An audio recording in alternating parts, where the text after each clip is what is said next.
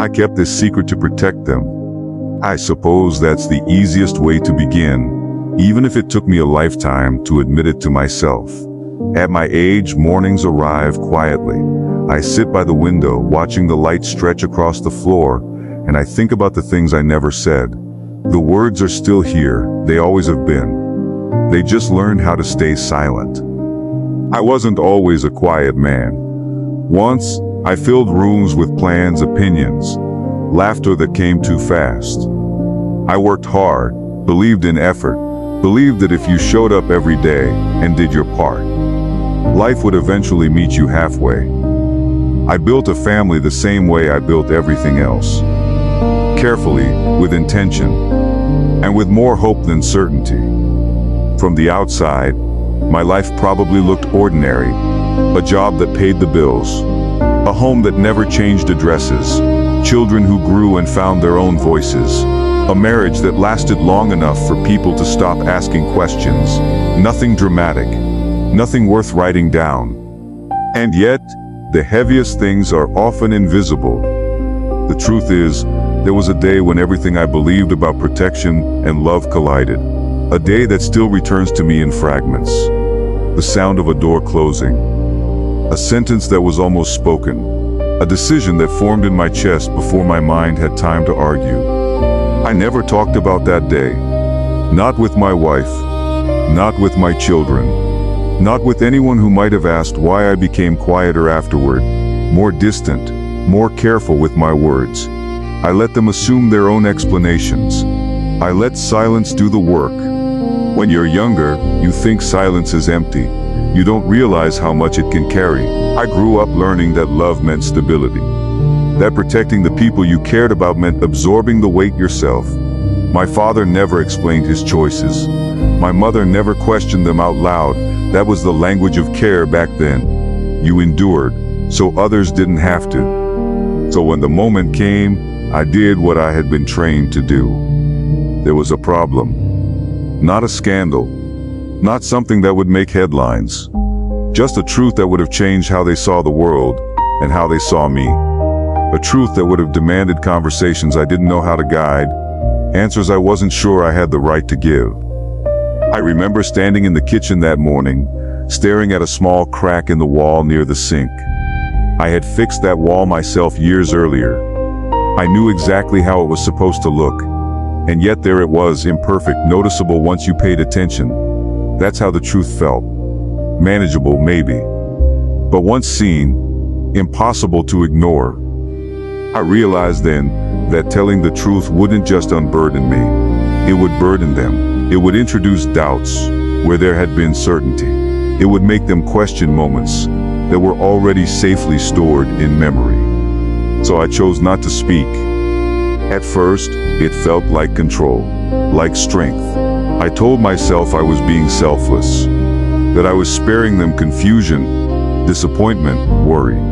I convinced myself that love sometimes meant staying quiet. But silence has a cost. It always does. Over the years, the secret didn't fade.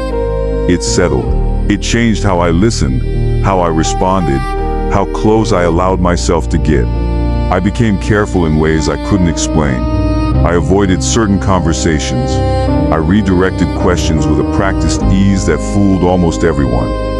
Almost. There were moments when I saw it in their eyes. A pause. A sense that something was missing, though they couldn't name it. Those moments hurt more than any confrontation would have, because I knew I was choosing my version of peace over their right to understand me fully. Still, I stayed quiet. Life continued. Children grew older. Responsibilities shifted. New routines replaced old ones. From the outside, nothing looked broken. That was the dangerous part. It made the secret feel justified.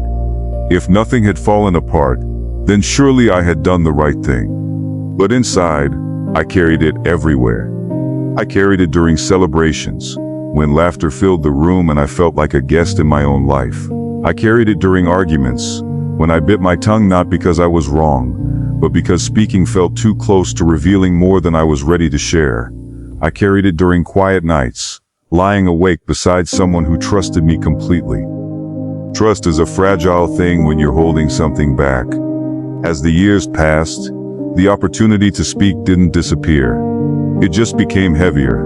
The longer you wait, the more complicated the truth becomes. It gathers context. It collects consequences. What might have been a difficult conversation becomes a life-altering revelation. And so I told myself it was too late. I watched them make decisions without information I had. I watched them interpret my actions through stories they created on their own. Sometimes, their assumptions were kinder than the truth. That was another reason I stayed silent. I didn't want to replace their version of me with one that felt harder to accept. Protection, I told myself. Always protection. Now, sitting here with more years behind me than ahead, I see the shape of what I did more clearly. I see that silence protected them in one way, but cost them in another. It denied them the chance to know me fully, to decide for themselves what the truth meant. I don't regret loving them. I don't regret wanting to shield them from pain. But I do recognize that silence is not neutral. It shapes relationships just as much as words do. There are things I will never say now. Not because I couldn't, but because the moment has passed. And I've learned that time doesn't forgive omissions. It simply grows around them. If I could speak to the younger version of myself, I wouldn't tell him what to do. I understand why he chose silence. I would only tell him to be honest about the cost. To know that carrying something alone changes you, even if no one else can see it. This confession isn't for them. It's for the quiet space I live in now, where truth no longer threatens anything except my own reflection. The secret did what I asked of it. It protected them. It just didn't protect me. And some evenings, as the light fades and the room grows still, I sit with that understanding and let it be.